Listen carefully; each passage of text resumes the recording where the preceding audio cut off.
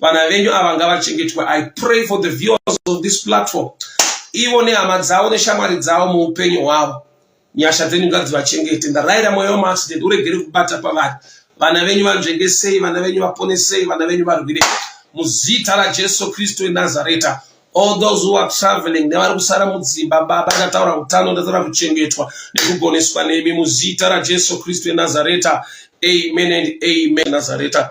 Matthew chapter 14. Matthew chapter 14. Matthew chapter 14. Matthew chapter 14.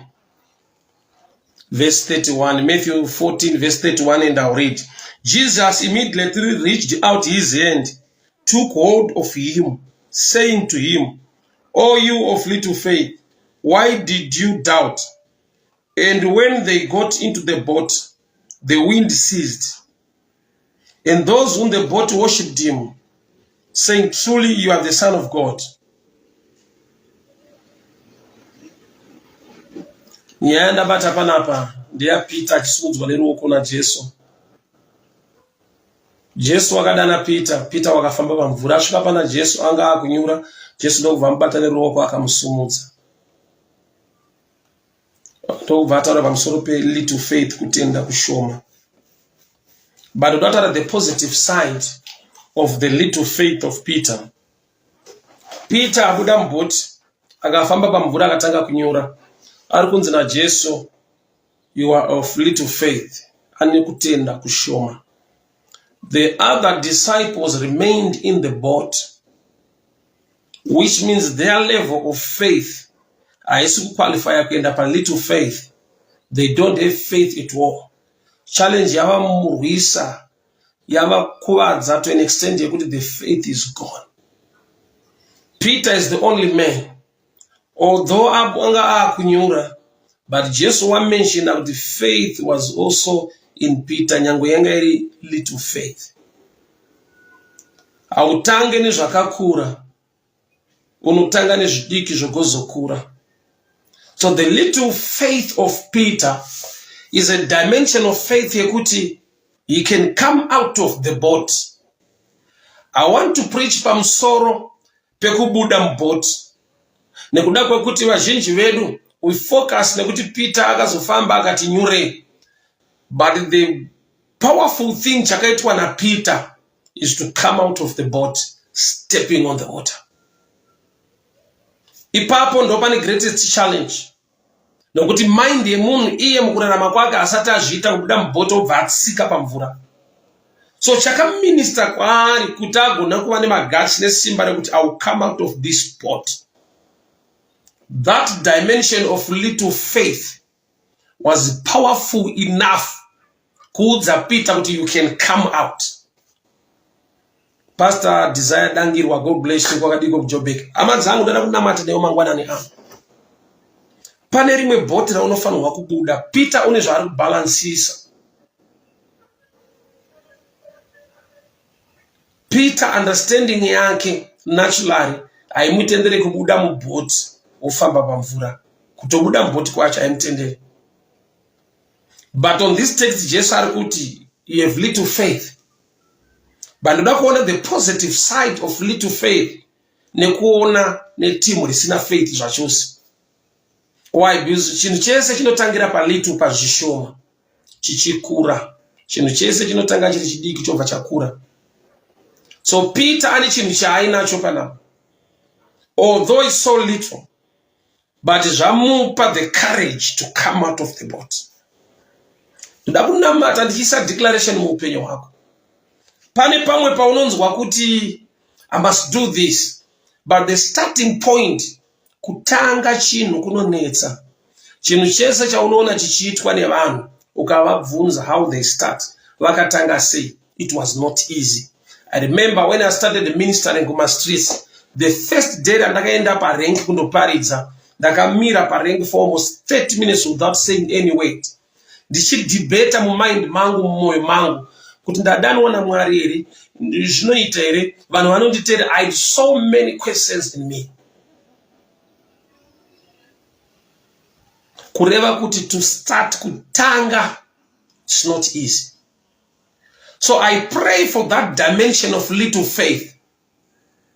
Kutenda ngakungobata nyange kukava kushoma, but ngakukusunde kubuda mumabhoti. Bhoti randikutaura nezvaro izvezvi ibhoti retradition, ibhoti recommunity, ibhoti remafungiro ako. Vanotaura mutauro wechirungu vanoti thinking outside the box, which means kune a normal way to think, kune ma-systems ari normal anoitwa nevanhu, but there are times you need to think outside the box, to believe in yourself, to believe kuti aiwa izvi zvinoita ndakutoita inini.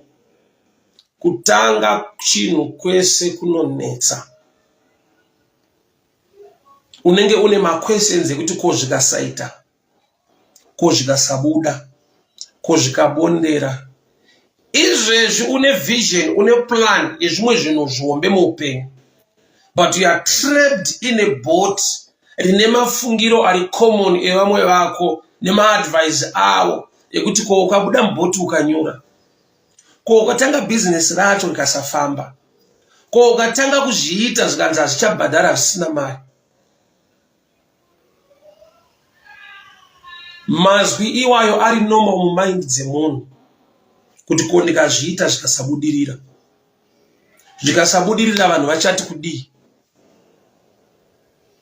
So starting kutanga kuvamba chinhu, it's not easy. So Peter ari kunzi naJesu, you of little faith. Murume abuda mubhoti. So little faith inotombodiwa. Nekuda kwekuti timu rasara riri mubhoti, faith yacho haisisipo zvachose, because of fear, because of the challenges, the wind against the boat. But Peter, mu dimension ye little faith, he came out of the boat.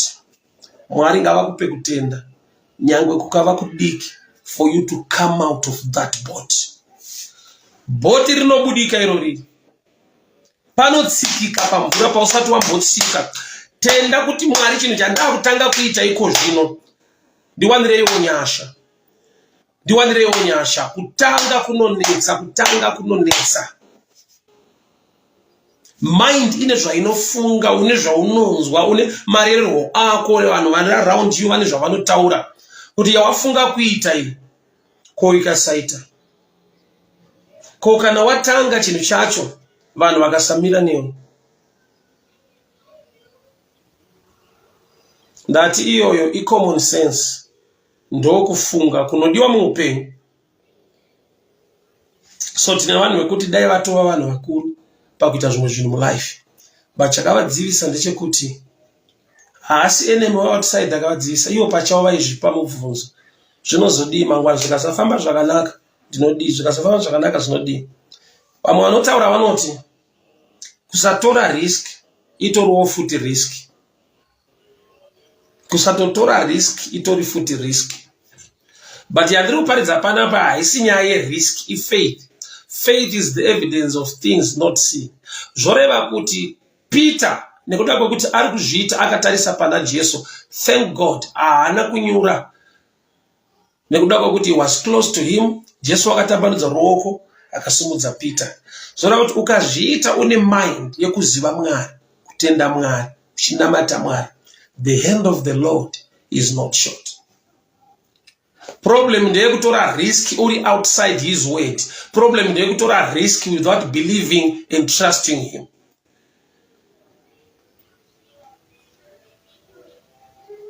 Saka tinoona kuti pane nguva yekuti munhu unoti aiwa futi sina matire ndineka project kandaita zvinhu hazvichafamba zvakanaka. But at the beginning hauna kutanga nekuti Mwari ndakuita zvinhu izvi Mwari ndibatsirei. Munhu anotanga kuita zvinhu zvake zvikasafamba zvakanaka oti Mwari ngavachiuya mulife. Peter hongo ane little faith, but achibuda mubhoti amenshena zita raJesu, kana murimi nditenderei nduwe. Kureva kuti ari kufamba number 1 mukutenderwa, number 2 achienda kuna Jesu wacho. I want to pray with you this morning. Une zvinhu zvaroda kuita mulife, but your mind is the biggest hindrance, because une zvauri kufunga kuti ko zvikasaita, ko ndikabva ndangonyura, ko vanhu vakasamira neni. Munamato wangu ndekuti Mwari ngavamire newe. Pane chese charoda kutanga nekuvamba muupenyu. Mwari ngavamire newe. Isa rutendo rwako muna Mwari. Peter of little faith came out of the boat.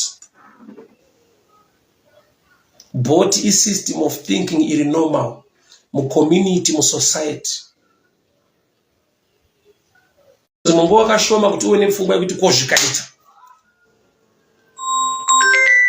Dai Mwari atiwanira nyasha. Dai Mwari vatishengeta nekutigonesa. Ndiri kunamata newe mudikani mangwanani ano. May the good Lord bless you.